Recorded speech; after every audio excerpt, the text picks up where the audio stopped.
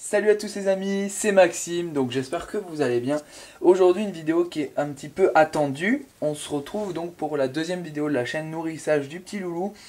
Donc je m'excuse de sa part d'avance pour le fait en fait qu'il soit en mue. Il est en prému, enfin il est en, ouais, je pense qu'il muera cette nuit ou il va muer cette nuit ou peut-être dans la journée de demain.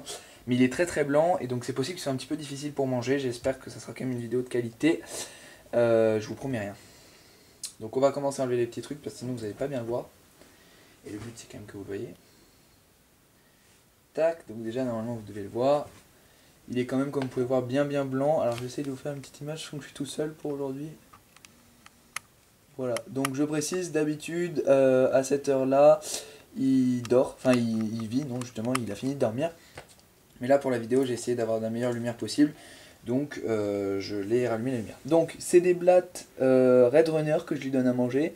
Là j'ai mis du calcium, ça fait un petit moment qu'il n'a pas de calcium. Donc on va voir s'il a faim. Il me semble qu'il avait un petit peu faim tout à l'heure. Il faut qu'il se réveille petit à petit. Voilà, ça y est. Monsieur a faim. C'est bon?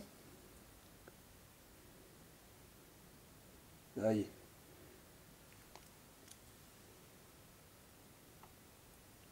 Allô. Donc pour ceux que ça intéresse, voilà, bien, ça c'est cool. Donc pour ceux que ça intéresse, c'est des blattes Red Runner que j'ai mis. Alors c'est des subadultes, des adultes, enfin j'ai un peu tout dans mon bac. N'hésitez pas à me dire si ça vous intéresse. Bon là il est un peu stressé le chouchou.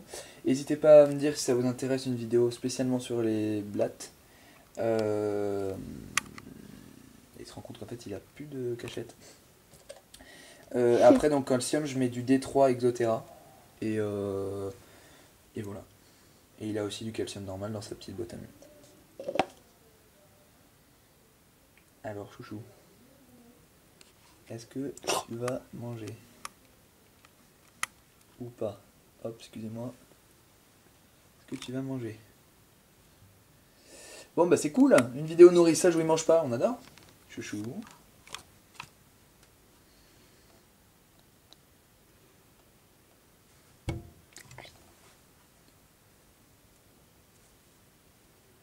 Bon, il a pas l'air d'avoir faim. Allô. C'est rigolo parce qu'il a toutes les extrémités qui sont pas encore en mue. C'est assez rigolo. C'est plus ou moins prévu hein, qu'il allait être chiant pour manger. Bon, c'est pas grave. Bah écoutez, ce que je vous propose du coup, vu que la vidéo a pas duré très longtemps, c'est qu'on fasse, je vais mettre derrière le caméscope, donc toc, hop, je vais refermer ça. Et je vais essayer de vous faire des belles images du chouchou. Donc, du coup on va parler mue, si ça intéresse certains. J'espère que ça vous plaira quand même. Bon, 3 minutes de nourrissage pour peut-être 10 minutes de vidéo. Donc la mue chez le gecko léopard, déjà, qu'est-ce qu'il faut savoir comme le principal? C'est que déjà, tout d'abord, ça arrive à peu près tous les mois. Moi je sais que pour mon expérience personnelle, c'est effectivement à peu près soit en tout début de mois, soit en fin de mois. Et il commence à blanchir une semaine à peu près avant et à avoir un comportement qui change à peu près une semaine avant. À savoir, il va être un peu plus difficile pour manger, comme vous avez pu le voir. Il va être un petit peu plus speed, un petit peu plus énervé, un petit peu plus... Bah voilà, vas-y, casse ta planche, je te dis rien, Casimir. Un petit peu plus embêtant même au niveau du comportement général. Et bien sûr, il va commencer à blanchir et à être gêné au niveau de la peau. Là, voilà, forcément, il va aller dans sa boîte à mue. Donc on va voir que sa queue, voilà, super, j'adore, merci. Gecko pas du tout coopératif, génial.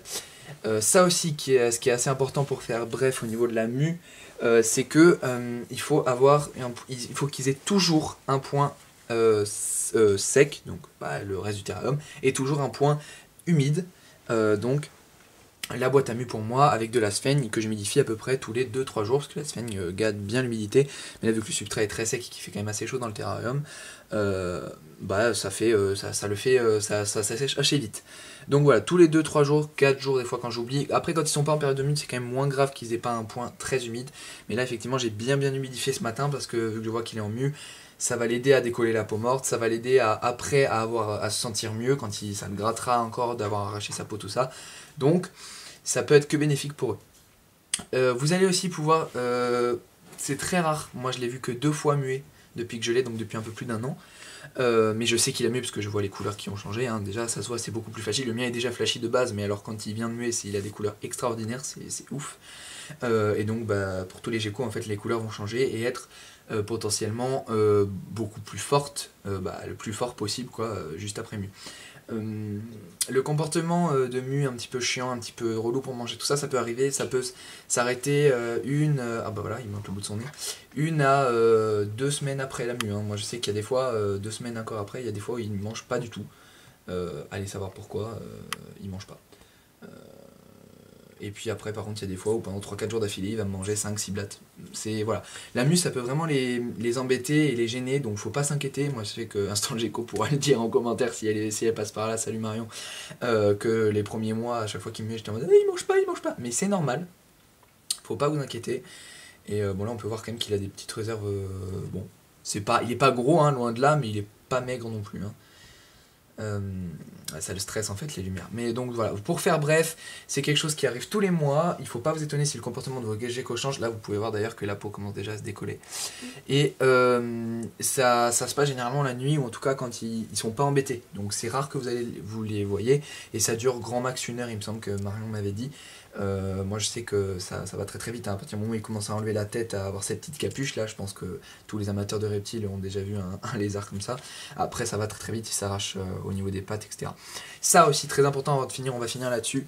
Une fois que votre gecko a mué et qu'il est vraiment totalement normal, qu'il a plus aucun morceau de peau, tout ça, qu'il a vraiment fini de faire son travail entre guillemets de mue, il faut vraiment que vous le vérifiez. Alors si c'est un gecko qui est un peu compliqué à la manipulation, bon, faut essayer de le regarder, vous essayez de, voilà, si c'est la nuit, vous prenez, je sais pas, moi je sais qu'au début, quand je n'osais pas trop le manipuler, je regardais un peu avec la lampe torche de mon téléphone pour voir les détails, tout ça. Après, si c'est un gecko comme le mien qui est super mignon et qui est très habitué à la manipulation, bah vous le prenez, vous regardez, faut éviter non plus trop les embêter, mais vous regardez surtout les extrémités, c'est-à-dire la queue, en dessous de la queue, le ventre, les petites aisselles, je pense que ça se dit comme chez nous, chez les humains, et les yeux, les narines et les doigts. Moi je sais qu'une fois il a eu un petit morceau de nuque qui s'était pas enlevé dans le doigt, j'étais allé... la technique c'est soit vous le faire prendre un bain si vraiment il y a des très mauvaises mues, soit vous prenez un petit coton-tige bien humide, vous enlevez la peau morte et après vous enlevez la pince à pied. Moi je sais, j'ai de la chance, le mien est vraiment très gentil.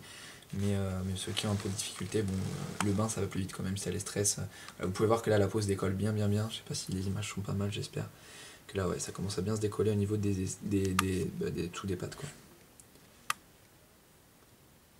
Voilà, écoutez, j'espère que cette vidéo vous aura plu. Bon, ça s'est transformé en vidéo explication alors que c'était censé être une vidéo nourrissage. J'essaierai de faire une vidéo nourrissage peut-être la semaine prochaine pour vous la mettre... je sais pas quand celle-là sortira, mais on verra. Mettez-moi un maximum de commentaires. Et n'oubliez pas le pouce bleu. Abonnez-vous si ce n'est pas déjà fait pour suivre nos aventures. Et puis, je vous dis peace les potes. Salut.